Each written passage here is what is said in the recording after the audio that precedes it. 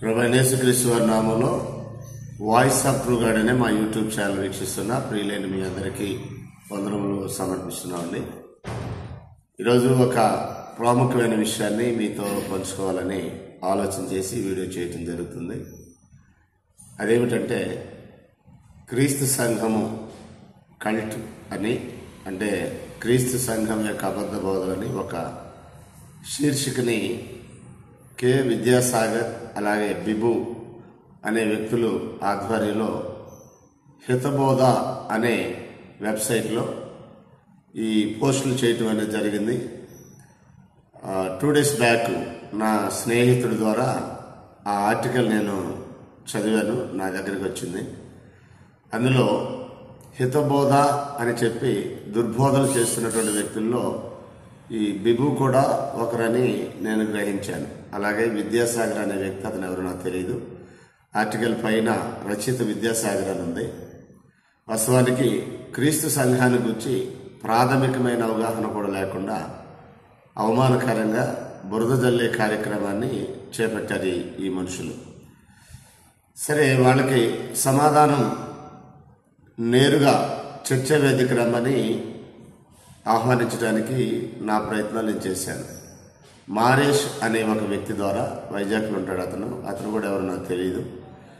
ఒక phone number మాత్రం దొరికింది. అతను ఫోన్ చేసి మాట్లాడినప్పుడు, మేము ఆర్టికల్ పెట్టాం కదా, మీరు కూడా స్పందించి దానికి కౌంటర్గా మీ ఎదురు మాట్లాడమన్నప్పుడు, అలా కాదు నేరుగా మాట్లాడదాం, బిబు ఓపెన్ చర్చికి బహిరంగ చర్చికి వస్తాడేమో అడగండి, క్రీస్తు సంఘం ఎక్కడ తప్పులు బోధలు చేస్తుందో ఆ విషయాలు మాట్లాడదాం, 1 by 1 మాట్లాడదాం, ఇబ్బంది ఏం లేదు, మేమైతే సిద్ధంగా ఉన్నామని చెప్పాను. వారు బిబుతో మాట్లాడి విషయం చెప్తా ఉన్నారు. అయితే వారు చర్చకి ఎందుకో మరి సుముఖత చూపలేదు. వీడియో చేయమని వాళ్ళే చెప్పారు. కాబట్టి వాళ్ళ అబద్ధ బోధలు ఎలాగో ప్రజల మీద రుద్దుతున్నారో, అలాగే క్రీస్తు సంఘం మీద ఎలాగ బురద చల్లుతున్నారో దానిలో భాగంగానే ఈ వీడియో చేయటం జరుగుతుంది. ఇది మాత్రమే కాదు, వాళ్ళ అబద్ధ బోధల మీద 1 by 1 సిరీస్ లెసన్స్ని యూట్యూబ్ ద్వారా తెలియజేయటం జరుగుతుంది. కాబట్టి మా యూట్యూబ్ సబ్స్క్రైబర్స్ అంతా కూడా శ్రద్ధగా వినండి. ఇంకా ఎవరైతే సబ్స్క్రైబ్ చేయనట్లయితే వెంటనే సబ్స్క్రైబ్ చేసుకోండి. మా మరిన్ని వీడియోలు, అప్డేట్ వీడియోస్ అన్నీ కూడా మీకు అందించబడతాయి. ఇంకా లెసన్లోకి వెళ్తే, పాయింట్లోకి వెళ్తే, ఈరోజు మేము మొదటగా ప్రారంభ వీడియో కనుక వాళ్ళ మీద చేసేది హితబోధ అనే పేరు మీద దుర్బోధ చేస్తున్నటువంటి వ్యక్తులు బిబు కో బ్యాచ్ మీద చేసే వీడియోలో ప్రారంభం కనుక మొదటగా మా విశ్వాసాన్ని బైబిల్ ఆధారంగా ఏం కలిగి ఉన్నామో మీకు తెలియజేస్తాను. మొదటగా భక్తికి ప్రధానమైన ఉద్దేశం మాది ఏంటంటే, క్రీస్తు సంఘ సభ్యులది ఏమై ఉంటుందంటే, నరకం తప్పించుకోవాలి, పరలోకానికి వెళ్ళాలి. మరణం ముగింపు కాదు, మరణం తర్వాత మరో జీవితం ఉందనేది మా యొక్క పరిపూర్ణమైన విశ్వాసం. జనన మరణాలకు మధ్యలో ఏమి తిన్నాం, ఏమి కట్టాం, ఏమి తాగామనేది మాకు ప్రాముఖ్యత కాదు. అది విశ్వమాని వాళ్ళందరినీ కరుణా సంపన్నుడైన దేవుడు పోషిస్తున్నాడు, మమ్మల్ని కూడా అలాగే పోషిస్తున్నాడు. ఆయన భక్తితో ఉన్నారా, ఆయన ఎడల భక్తిహీనతో ఉన్నారా, ఆయన ప్రేమిస్తున్నారా, దూషిస్తున్నారా, శత్రువులా, ఆయనకి మిత్రులు అనే తారతమ్యత లేకుండా అందరికీ జీవాన్ని, ఊపిరిని, సమస్తము దయచేవాడు ఆయనే. అపొస్తలుల గారు 17:25 ప్రకారం. అలాగే నీతిమంతులకి అనీతిమంతులకి వర్షాన్ని ఇచ్చేవాడు ఆయనే. మత్తయి సువార్త 5:45 ప్రకారం. అలాగే ఆకాశంలో వర్షమును, ఫలవంతమైన ఋతువులను దయచేయచ్చు, ఆహారమును అనుగ్రహించు, ఉల్లాసంతో మానవ హృదయాలను నింపువాడు ఆయన అని లుస్త్రాలో ఉన్న అన్యజనులతో అపోస్తుడైన పౌలు మాట్లాడుతున్నాడు. అపోస్తుల కార్యము 14వ అధ్యాయము 15వ వచనం, 16వ అధ్యాయము 15వ వచనంలో, 14వ అధ్యాయం 17వ వచనంలో ఈ విషయాన్ని మాట్లాడుతున్నాడు. సో ఇలాగ మా విశ్వాసం ఏంటంటే, అందరికీ ధారాళంగా దయచేవాడు దేవుడే. దానికోసం మేము పాకులాడేది లేదు, ప్రయాసపడేది లేదు. ఎందుకంటే భక్తిహీనులకి, దుర్మార్గులకి, దుష్టులకు కూడా ఆహారం ఇచ్చేవాడు ఆయనే, పుట్టించింది ఆయనే, పోషించేవాడు కూడా ఆయనే. 100వ కీర్తన 3వ వచనంలో దావీదు కూడా అంటాడు, యెహోవాయే దేవుడని తెలుసుకోండి, ఆయనే మనల్ని సృజించను, మనం ఆయన వారము, ఆయన ప్రజలము, ఆయన మేపు గొర్రెలు అన్నాడు. ఆయనే మేపుతున్నాడు విశ్వమానవాడిని. తిమోతికి రాసిన మొదటి పత్రిక 6:17 ఇలాగ అంటాడు, ఇక ముందు ధనవంతులైన వారు గర్విష్ఠులు కాక అస్థిరమైన ధనం యందు నమ్మికించక సుఖముగా అనిపించుటకు సమస్తమును మనకు ధారాళంగా చేసిన దేవునికి మనం భయపడాలని ఆజ్ఞాపించమన్నాడు. సమస్తాన్ని ధారాళంగా దయచేసేవాడు దేవుడు. సో భూమి మీద ఎలా బ్రతికాము, ఏం తిన్నాము, ఏం కట్టాము, ఏం పెట్టాము అనేది ఆ రోజుకి దేవుడు ఏది ఇస్తే దాంతో హ్యాపీగా తృప్తిగా బ్రతుకుతాం. దేని స్థితిలో ఉంటుంది తెలుసు, సంపన్న స్థితిలో ఉంటుంది తెలుసు, ఏ స్థితిలో ఉంటే ఆ స్థితిలో సంతృప్తిగా జీవించడం నేర్చుకున్నారని అపోస్తలుడైన పౌలు అన్నాడు ఫిలిప్పీ పత్రిక 4:12. మేము కూడా అలాంటి ఒక అనుభవాన్ని చూస్తూ ఉంటే తప్ప ఏది ఎదురైనా ఈ జీవితంలో జనన మరణాల మధ్యలో పట్టించుకోం. అది మాకు పెద్ద ఇంపార్టెంట్ కాదు. కారణం ఏంటంటే మేము మరణాంతర జీవితం ఉంది, మనిషికి మరణం ముగింపు కాదని నమ్ముతున్నాం. మరణాంతర జీవితానికి, రాబోయే కాలానికి మంచి పునాది వేసుకోవాలని తిమోతి మొదటి పత్రిక 6:18 అంటున్నాడు. కాబట్టి రాబోయే కాలానికి మంచి పునాది వేసుకునే ఒక పనిలో మేము ఉన్నాం. దీనికి బైబిల్ మాత్రమే, అందులో నేడు యేసు ద్వారా దేవుడు మాట్లాడిన క్రొత్త నిబంధన ద్వారా మాత్రమే నేటి జనము నరకం తప్పించుకొని పరలోకానికి వెళ్తారనేది మా ప్రగాఢ విశ్వాసం. పూర్వకాలమందు నానా సమయంలో నానా విధాలుగా ప్రవక్తల ద్వారా మన పితరులతో మాట్లాడిన దేవుడు ఈ దినములంతమంది కుమారుని ద్వారా మనతో మాట్లాడిన అన్నాడు. హెబ్రీయులకు రాసిన పత్రిక 1:1-2 కాబట్టి ప్రవక్తల ద్వారా మాట్లాడింది ఓల్డ్ టెస్టిమెంట్ అయితే, కుమారుని ద్వారా మాట్లాడింది ఆయన రక్తం ద్వారా ఉనికిలోకి వచ్చింది క్రొత్త నిబంధన. యోహాను సువార్త 12:48 ఇలాగన్నాడు, ఏం చెప్తున్నాడంటే ప్రభువారు, ఈ నా మాటలు అంత్యదినమందు తీర్పులోకి వస్తాయి అన్నాడు. అపోస్తలుల కార్యం 17:31 ఇలాగన్నాడు అపోస్తలుడైన పౌలు, నీతిని బట్టి భూలోకానికి తీర్పు తెచ్చిపోయే న్యాయాధిపతిగా యేసు ప్రభుని దేవుడు నియమించాడు అని. అది నమ్మటానికి ఆధారం ఏంటంటే ఆయన పునరుద్ధానం, మృతుల్లో నుండి ఆయనను లేపినందున దీన్ని నమ్మటకు అందరికీ ఆధారం కలిగజేసాను అని అన్నాడు. కాబట్టి యేసు యొక్క పునరుద్ధానం నాకు ఒక ఆధారం, నాలాంటి క్రీస్తు సభ్యులందరికీ ఆధారం. యేసును లేపిన దేవుడు మమ్మల్ని కూడా లేపుతాడు. ఖచ్చితంగా ఆయనతో యుగయుగాలు సదాకాలం జీవిస్తామని దశలోనికి రాసిన మొదటి పత్రిక 4:18 చెప్పినట్టుగా మేము ఆయనతో ఉంటామనేది మా విశ్వాసం. ఆయనే స్వయంగా వాగ్దానం చేశాడు, దేవుని యందు విశ్వాసం ఉంచుడి, నా యందు కూడా విశ్వాసం ఉంచండి. నా తండ్రి అనేక నివాసాలున్నాయి, మీకు స్థలాలు సిద్ధం చేయడానికి వెళుతున్నాను, మరలా వచ్చి నాతో కూడా ఉంటాను, మిమ్మల్ని తీసుకుని వెళ్తానన్నాడు. కాబట్టి ఆయన వస్తాడు, మమ్మల్ని తీసుకెళ్తాడని ప్రగాఢంగా నమ్ముతున్నాం. మరణాంతర జీవితమే మా లక్ష్యంగా బ్రతుకుతున్నాం. మా విశ్వాసానికి ఆధారాలు ఇంకా గ్రంథంలో చాలా ఉన్నాయి. అయితే కొరింథీయులకు రాసిన మొదటి పత్రిక 15 మొత్తం కూడా దేవుడు యేసుప్రభుని లేపాడు, యేసుక్రీస్తునందు ఉన్న వారిని కూడా నిత్య జీవానికి లేపుతాడు అనే ఒక విషయాన్ని స్థాపిస్తూ మరణాంతర జీవితాన్ని చక్కగా వివరించాడు అపోస్తలుడైన పౌలు. కానీ ఏంటంటే అక్కడ కొందరు కొరింథీయులకు రాసిన మొదటి పత్రిక 15:12 క్రీస్తు మృతుల నుండి లేపాడు ఉన్నాడని ప్రకటింపబడుతున్నగా కొందరు మృతుల పునరుద్ధానం లేదని చెప్తున్నారు. మృతుల పునరుద్ధానం లేకపోతే యేసుక్రీస్తు లేపబడలేదు, యేసుక్రీస్తు లేపడిపోతే మీ విశ్వాసం వ్యర్థం అన్నాడు. సో మేము ప్రగాఢంగా నమ్ముతున్నాం, దేవుడు యేసుప్రభుని లేపాడని, మమ్మల్ని కూడా లేపుతాడని ఖచ్చితంగా నమ్ముతున్నాం. దాని కొరకే ఈ జీవితం. అపోస్తలుడైన పౌలు అన్నాడు ఫిలిప్పీయులకు రాసిన పత్రిక 3:9-12 ఏ విధము చేతనైనను మృతులలో నుండి నాకు కూడా పునరుద్ధానం కలగాలి, క్రీస్తుని లేపిన వాడు నన్ను కూడా లేపాలి, ఆయన శ్రమలలో ఆయన ఇబ్బందుల్లో బాలివాడు ఒకటి ఎట్టుదో తెలియాలి నాకు, ఆయనతో పాటు నేను కూడా పునరుద్ధానుడు అవ్వాలనేది నా కాంక్ష అని పౌలు బలంగా ఎలా నమ్మాడో నేటి క్రీస్తు సంఘ సభ్యుల యొక్క విశ్వాసం, నిజమైన క్రీస్తు సంఘ సభ్యుల యొక్క విశ్వాసము అదే. నా విశ్వాసాన్ని, మా సోదరుల్లో క్రీస్తు సంఘ సభ్యుల యొక్క విశ్వాసాన్ని చాలా క్లియర్గా చెప్పాం. భూ సంబంధమైంది అయితే మాకు పెద్దగా వాటి మీద పట్టింపు లేదు. దేవుడు ఏ రోజుకి ఏది ఇస్తే దాంతో తృప్తిగా బ్రతికేటటువంటి జీవన విధానం మాది. ఇది మా విశ్వాసం. ఇకపోతే ఈ విశ్వాసంలో భాగంగా క్రీస్తు సంఘంలో ఉంటే మాత్రమే నరకం తప్పించుకొని పరలోకానికి వెళ్తారనేది బైబిల్ చెప్తున్నట్టుగా మేము ప్రగాఢంగా నమ్ముతున్నాం. బైబిల్ 2 సంఘాల గురించి మాట్లాడుతుంది. నెంబర్ 1, ఒకటి క్రీస్తు స్వరక్తం ఇచ్చి సంపాదించిన సంఘం. ఇది కొత్త నిబంధన గురించి మాట్లాడుతున్నా. ఓల్డ్ టెస్ట్మెంట్ లో ఇశ్రాయేలీలు కూడా సంఘం అన్నాడు, నేను దాని గురించి మాట్లాడట్లా. నేడు క్రొత్త నిబంధనలో క్రీస్తుకు సంఘం ఉన్నట్టుగా మాట్లాడుతుంది. ఆయన స్వయంగా చెప్పాడు మత్తయి సువార్త 16:18 నేను నా సంఘమును కట్టుదును అని. ఆయన గురించి ప్రవక్త ద్వారా దేవుడు చెప్పించాడు. జకరియా గ్రంథం 6:12-13 సిగురను ఒకడు కలడు, అతడు తన స్థలంలో చిగుర్చును, అతడు యెహోవా ఆలయం కట్టును, అతడే యెహోవా ఆలయం కట్టును అన్నాడు. ఆయన తప్ప ఇంకెవడు కట్టకూడదు అన్నాడు. అతడే కట్టాలని. ఏంటి ఆయన కట్టే ఆలయం అని అపోస్తలుడైన పౌలుని అడిగితే ఆయన అంటాడు, కొరింథీయులకు రాసిన మొదటి పత్రిక 3:16 మీరు దేవుని ఆలయమై ఉన్నారని కొరింథీలో ఉన్న సంఘాన్ని ఉద్దేశించి మాట్లాడాడు. కొరింథీలో ఉన్న సంఘమే కాదు, యూనివర్సల్గా క్రీస్తు సంఘం ఎక్కడున్నా అది దేవుని ఆలయం అని క్రొత్త నిబంధన చాలా క్లియర్గా మాట్లాడుతుంది. మీకేమైనా ఇబ్బందులు కావాలంటే నేను మాట్లాడిన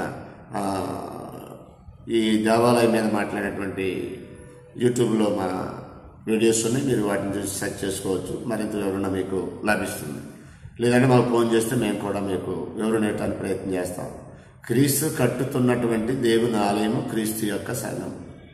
ఆయన నేను సంఘాన్ని కడతానన్నాడు. ఆయన కట్టిన సంఘమే దేవుని ఆలయం అని బైబిల్ చాలా క్లియర్గా చెప్తుంది. దావీదు చిగురుగా వచ్చింది యేసు ప్రభువారని ప్రకటన గ్రంథం 22:16 అంటుంది. ఆ వచ్చిన ప్రకారం యేసు ప్రభువారు జకరియా 6:12-13 ప్రకారం తన సంఘం అనే దేవుని ఆలయాన్ని నిర్మాణం చేస్తున్నాడు. ఇది అపోస్తలుల కార్యం 2వ అధ్యాయంలో యేసు దాని మూలరాయి కాగా అపోస్తలు ఆత్మలో బాప్తిస్మం పొందగా అపోస్తల బోధ విని 3,000 మంది క్రీస్తులోనికి బాప్తిస్మం పొందడం ద్వారా ప్రారంభమైనటువంటి సంఘం ఇది. అయితే ఈ బిబు లేదా ఆ విద్యాసాగర్ అనే వాళ్ళు ఏం మాట్లాడతారంటే అలెగ్జాండర్ క్యాంబెల్ అని లేకపోతే ఇంకెవరో నరమాతులు దీన్ని నిర్మాణకులని వారేదో దీన్ని సృష్టించారని, ఇది 1790 1840 మధ్యలో వచ్చినటువంటి అమెరికన్ రెస్టోరేషన్ మూవ్మెంట్లో బార్టన్ డబ్ల్యూ స్టోన్ అని అలాగే అలెగ్జాండర్ క్యాంబెల్ అనే వ్యక్తుల ద్వారా ప్రారంభమైంది, అంతకుముందు లేదన్నట్టుగా మాట్లాడుతున్నారు. పచ్చి అబద్ధం ఇది. బెగు గారు, మీరు ఒకవేళ రెస్టోరేషన్ మూవ్మెంట్ని అలెగ్జాండర్ క్యాంబెల్ మరికొంతమంది సోదరులు తేవచ్చు. మీకు ఒక విషయం చెప్తున్నాను, ఇప్పటివరకు నీ చుట్టూ ఉన్న సమాజంలో ఎవరు దాని బయట దీని విషయం ఒకవేళ మీకు అర్థమైతే మీరు కూడా బైబిల్ మిషన్ వాళ్ళు చేస్తున్న వాటి మీద కొన్ని వీడియోలు చేశారు. వాళ్ళు చేసే తప్పులు ఏంటో మాట్లాడారు. దేవదాసాయి గారి విషయం ఏంటో మాట్లాడారు. వాళ్ళు ఎలా తప్పులు చేస్తున్నారో మీరు మాట్లాడినప్పుడు అలాంటిది ఇంకెక్కడా దొరకనప్పుడు మీరే రెస్టోరేషన్ మూవ్మెంట్ తెచ్చినట్టు కదా. కాబట్టి చరిత్రలో ఎంతోమంది ఈ రెస్టోరేషన్ మూవ్మెంట్కి కారకులు అవ్వచ్చు. ఆయన చుట్టూ ఉన్న ప్రాంతంలో, ఇప్పుడు నా చుట్టూ ఉన్న ప్రాంతంలో ఎవరికి తెలియని విషయం ఒకవేళ నాకు అర్థమై నేను గ్రంథం చదువుతున్నప్పుడు దాన్ని ప్రజల మధ్యకి నేను తీసుకెళ్తే ఫస్ట్ సెంచరీలో ఉన్నదే, కొత్తదేం కాదు. నాకు అర్థమైంది, చాలా మందికి అర్థం కాలేదు. ఆ విషయం నేను ప్రజల మధ్య తీసుకెళ్ళినప్పుడు నేను కూడా రెస్టోరేషన్ మూవ్మెంట్కి ఒక కారకులు అవుతాను. అలాగే చరిత్రలో ఎంతో మంది కారకులు అవుతారు. దానిలో అలెగ్జాండర్ క్యాంబెల్ ఒకరు అవ్వచ్చు. దాన్నేనే తప్పు పట్టట్లేదు. కానీ క్రీస్తు సంఘం అంటే అలెగ్జాండర్ క్యాంబెల్తో ప్రారంభమైందని మీ అజ్ఞానపు వాదన మాత్రం 100% తప్పని చెప్తున్నాను. ఇది యేసు ప్రభు స్థాపించిన సంఘం కానీ అలెగ్జాండర్ క్యాంబెల్ స్థాపించింది కాదు, అపోస్తలులు కూడా స్థాపించింది కాదు. నేను నా సంఘమును కట్టుదనని మత్తయి సువార్త 16:18 దేవుని అపోస్తలుడైన యేసు ప్రభు అన్నారు. మరియు నువ్వు పేతురువు, ఈ బండ మీద నా సంఘమును కట్టుదును, పాతాళలోక దూరములు దాని ఎదుట నిలువనారవు, పరలోక రాజ్యం యొక్క తాళ చెవులు నీకు ఇచ్చేదని అన్నాడు. యేసు వారు స్వయంగా చెప్పిన మాట ఇది. నేను నా సంఘాన్ని కడతానని ఆయనే చెప్పాడు. అపోస్తలుల గారు 20:28 సంఘము ఆయన సొత్తు, ఎందుకంటే ఆయన రక్తమిచ్చి కొనుక్కున్నాడు. ప్రకటన గ్రంథం 5:9-10 ఆ సంఘము దేవుని కొరకు కొన్నాడని దేవుని సంఘం అన్నాడు. ఆ సంఘము కొన్నది క్రీస్తు గనక క్రీస్తు సంఘం అన్నాడు. వాస్తవానికి మీ లెటర్లో మీ వ్యాఖ్యానంలో క్రీస్తు సంఘం వేరు దేవుని సంఘం వేరు అని రూపంలో వచ్చింది. మరి అది ఎంత నిజమో నాకు తెలియదు. కానీ వాస్తవానికి క్రీస్తు సంఘం వేరు దేవుని సంఘం వేరు కాదు, ఒకటే సంఘము. అది క్రీస్తు కొన్నాడు గనక క్రీస్తు అన్నాడు, అది దేవుని కొరకు కొన్నాడు గనక దేవుని సంఘం అని బైబిల్లో మాట్లాడుతుంది. ఆ సంఘానికి పర్యాయ పదాలు చాలా ఉన్నాయి. అయితే మీరు మాట్లాడిన దాంట్లో అలెగ్జాండర్ క్యాంబెల్ తెచ్చాడు దీన్ని అనే మాట అది వాస్తవ దూరం, అది అజ్ఞానపు వాదన. అది తెలియక బురద జల్లే కార్యక్రమం అదని మీకు జ్ఞాపకం చేస్తున్నాను. ఇకపోతే రెండోది సాతాను సంఘం ఒకటి ఉంది. బైబిల్లో క్రీస్తు సంఘం ఉంది. కొరింథీయులకు రాసిన 2వ పత్రిక 11:2లో పవిత్రాలైన కన్యకలుగా ఒకడే పురుషుని కనుక క్రీస్తుకు సమర్పించవాలని మిమ్మల్ని ప్రదానం చేశానన్నాడు. అది ఆయనకు సంబంధించింది, క్రీస్తుకు సంబంధించిన సంఘం. అది క్రీస్తు వరుడు, అక్కడ వధువేమో సంఘము. వధువు ఒకటే, సంఘం ఒకటే. ఎఫెసీ 4:4లో కూడా సంఘం ఒకటే, శరీరం ఒకటే అన్నాడు. శరీరం అనగా అదే ఎఫెసీ 1:23 ప్రకారం సంఘం క్రీస్తు యొక్క శరీరంగా కొరింథీయులకు రాసిన మొదటి పత్రిక 12వ అధ్యాయం, రోమీయులకు రాసిన పత్రిక 12వ అధ్యాయంలోను, కొలస్సీ పత్రిక 1:18లోను, కొలస్సీ పత్రిక 1:24లోను ఇలాంటి ఎన్నో వచనాలు, కొరింథీయులకు రాసిన మొదటి పత్రిక 12:12లోను, కొరింథీయులకు రాసిన మొదటి పత్రిక 12:27లోను ఇలాంటి వచనాలన్నీ ఏం చెప్తున్నాయంటే ఎఫెసీ 4:13లో కూడా ఏం చెప్తున్నాయంటే సంఘము క్రీస్తు యొక్క శరీరం. ఆయనకి ఒకే శరీరం ఉంది, ఒకటే సంఘం అన్నాడు. అది స్థానికంగా అనేక ప్రాంతాల్లో ఉండొచ్చు, కానీ యూనివర్సల్గా ఆయనకు ఒకే సంఘం ఉంది. దాన్ని సార్వత్రిక క్రీస్తు సంఘం అని వాస్తవానికి బైబిల్ తెలిసిన వాడు అంటారు. మీలోని బైబిల్ సరిగ్గా చదువుని వాళ్ళు ఏమంటారంటే సార్వత్రిక క్రైస్తవ సంఘం అంటారు. క్రైస్తవ సంఘం అనేది బైబిల్ సపోర్ట్ చేయదు, క్రీస్తు సంఘం అనేది బైబిల్ సపోర్ట్ చేస్తుంది. లేదా సార్వత్రిక దేవుని సంఘం అనేది బైబిల్ సపోర్ట్ చేస్తుంది. అంతేగాని సార్వత్రిక క్రైస్తవ సంఘం అనేది కల్పింపబడిన ఉపదేశం. అది బైబిల్ ఎప్పటికీ సపోర్ట్ చేయదు. మీ ఆర్టికల్లో సార్వత్రిక క్రైస్తవ సంఘం అని మాట్లాడుతుంటారు. మీరే కాదు, ఈ లోకంలో చాలా మంది సుకాళ్ళు క్రిస్టియన్స్ అంటే డెనామినేషనల్ పీపుల్ చాలా మంది ఏమి నమ్ముతారంటే సార్వత్రిక క్రైస్తవ సంఘం అని. చాలా మంది బోధకులు వారి టెర్మినాలజీలో క్రైస్తవ సంఘం అంటారు. క్రైస్తవ సంఘం అనే టెర్మినాలజీ బిబిలికల్ గా 100% రాంగ్. అది రాంగ్ ఇంటర్ప్రిటేషన్. ప్రజల్ని దారి తప్పించడానికి అన్ని సంఘాలు కలిస్తే సార్వత్రిక క్రైస్తవ సంఘం అని ఒక అబద్ధ బోధ మత నాయకులు ప్రవేశపెట్టింది. నేటి మత నాయకులు ప్రవేశపెట్టిన బోధే తప్ప అది బైబిల్ బోధ కాదు. సరే, సార్వత్రికంగా ఉన్నటువంటి ఒకే ఒక సంఘానికి యేసుప్రభువు వారు శిరస్సు అన్నాడు. ఆ సంఘము ఆయన శరీరమైనది. ఆ ఒక్కటే సంఘము భక్తికి సంబంధించి, దేవునికి సంబంధించి, క్రీస్తుకు సంబంధించినటువంటి సంఘం. అది పేరు అని మీరు అన్నారు. వాస్తవానికి క్రీస్తు సంఘం అనేది పేరు కాదు. ఇంకా క్రీస్తు సంఘానికి అసలు ఏ పేరు లేదు. క్రీస్తు సంఘం అంటే అది ఆయన ప్రాపర్టీ, ఆయన సొత్తు, ఆయన రక్తంతో కొనుక్కున్నాడు కనుక it's has belongs to Christ. అది ఆయనకి సొత్తు అండి. తన సొత్తుగా చేసుకోవడానికి ఆయన ప్రాణం పెట్టాడు అని తీతు 2:14 అన్నాడు. సత్ప్రియులైన ఆసక్తి గల ప్రజలను తన సొత్తుగా చేసుకున్నట్టుకై ఆయన తను తానే అప్పగించుకున్నాడు. శిలువలో ఆయన అప్పగించుకున్న దేనికంటే ఆయన రక్తంతో కొన్న ప్రజలను తన సొత్తుగా చేసుకోవడానికి. వారి దేవుని సొత్తు కూడా, అందులో డౌట్ లేదు. ఆయనకు అప్పగించే వరకు ఈనండలోనే ఉంటుంది. ఎందుకంటే దేవుడు ఆయన తప్ప అంతా యేసు ప్రభు యొక్క పాదాల కింద పెట్టాడు. అప్పగించిన దేవుడు తప్ప సర్వము యేసు యొక్క అధికారం కిందే ఉందని కొరింథీయులకు రాసిన మొదటి పత్రిక 15వ అధ్యాయము 24 నుంచి 28 వచనాలు చదివితే అక్కడ మనకి చాలా క్లియర్ గా అర్థమవుతుంది. కాబట్టి ప్రస్తుతం అది క్రీస్తుది, ఆయన సొత్తు, ఆయన రక్తంతో కొనుక్కున్నాడు కనుక church has belongs to Christ. అది ఆయన సొత్తు అని చెప్పడానికే క్రీస్తు సంఘం అన్నాడు తప్ప క్రీస్తు సంఘం అనేది ఒక పేరు కాదు. వాస్తవానికి ఎవడు దాని కొరకు పేరు కొరకు ప్రార్థించే అవసరంలా, పేరు కొరకు ప్రయాసపడి ఈ కొండల పేర్లు, కోనేరు పేర్లు, గుట్టల పేర్లు, లేకపోతే మీరు అనుకున్నటువంటి భక్తుల పేర్లు పెట్టాల్సినటువంటి అవసరం లేదు. లోదన సంఘం అని, రోమన్ కథోలికులని, లేకపోతే కర్మేలు ప్రార్థన మందిరం, బేతేలని, ఇలాగా రకరకాల పేర్లు ఓల్డ్ టెస్ట్మెంట్లో ఉన్నటువంటి జియోగ్రాఫికల్ ల్యాండ్స్ తీసుకొచ్చి ఇక్కడ ప్రజెంట్ చేయటం అనేది, సంఘాన్ని పెట్టడం అనేది, అలాగే పెంతుకొస్తు అనే పండగ పేరు పెట్టడం, ఇవన్నీ కూడా బైబిల్ తెలివిని అజ్ఞానులు పెట్టే పేర్లే తప్ప క్రొత్త నిబంధనలో క్రీస్తు యొక్క సంఘానికి ఏ పేరు లేదు, ఎవడు పెట్టల. ఏ అపోస్తలుడు దానికి ఒక పేరు నామకరణం చేసినట్టుగా బైబిల్లో ఆధారాలు లేవు.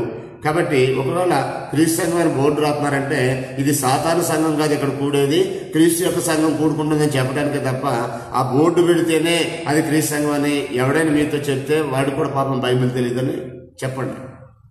మేమైతే క్రీస్తు సంఘ సభ్యులుగా దాన్ని నమ్మట్లా. బోర్డు పెడితేనే క్రీస్తు సంఘం, లేకపోతే క్రీస్తు సంఘం కాదని మీ ఆర్టికల్లో రాశారు. మీరు ఎవరు చెప్పాడు అది? అసలు బోర్డుతో ఇంపార్టెంటే లేదు. బోర్డు ఎందుకు రాస్తారంటే సింపుల్, ఇక్కడ కూడేది క్రీస్తు సంఘం, సాతాను సంఘం కాదని. ఎందుకంటే సాతాను సంఘం ఒకటి ఉంది. ప్రకటన గ్రంథం 2వ అధ్యాయము 10వ వచనం చదివినట్లయితే అక్కడ అంటాడు, ఏమంటాడంటే